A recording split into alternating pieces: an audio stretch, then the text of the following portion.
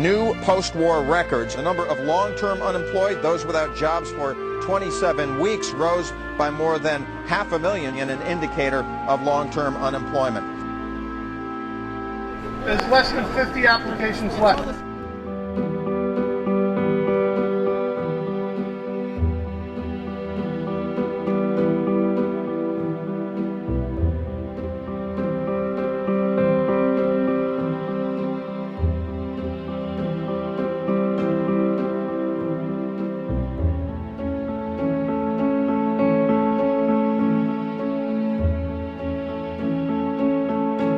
Continuing to pay people unemployment compensation is a disincentive for them to seek new work. It's just like paying our children and saying, look, you're going to get your allowance whether you do your chores or not. We shouldn't turn the safety net into a hammock. You know, we should not be giving cash to people who basically are just going to go blow it on drugs. I just refuse to be labeled a ne'er-do-well. Particularly after working 30-plus years. The statement that extending benefits is keeping people from working, making them lazy, etc., I think it is insulting and infuriating. I would say to that person or anyone that has the attitude that, have you met some fellow Americans?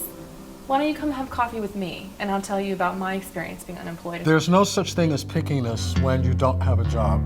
I have tried every job. I will go and apply for maintenance positions.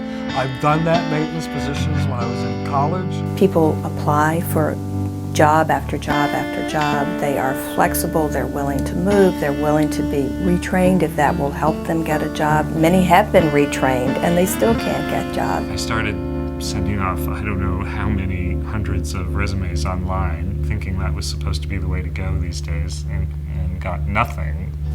Trying to find work is come back next week, or we'll give you a call, or we just don't have it now. It's a scary place. I'm in a scary place right now. The longer you pay people not to work, the longer they're not going to try to work. The problem is they can't find jobs, and since they can't find jobs, they need the minimal support that unemployment benefits provide. It means that people can keep looking for work instead of looking for handouts. I've never seen anyone take their unemployment check and be like, yeah, my unemployment check, going to the strip club, it's more like, oh my God, I can keep my lights on. Thank you, Jesus. Without maintaining those benefits, if we just let them lapse, we will lose more jobs. Local businesses will lose more customers. There will be less stimulus in the economy, and we will be worse off instead of better off. That was just a blessing that I was able to get that. But that's been something that's helped me out so much.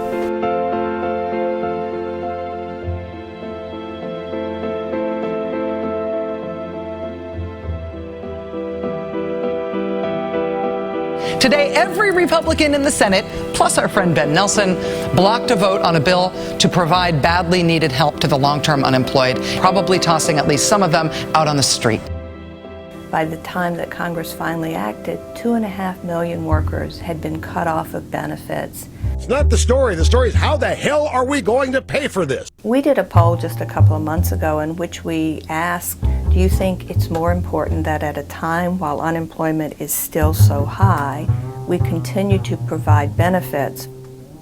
Or do you think we can't afford to keep spending and we have to bring down the debt? 75% said continue unemployment benefits. But the truth is, that's not the trade-off that we have to make as a nation.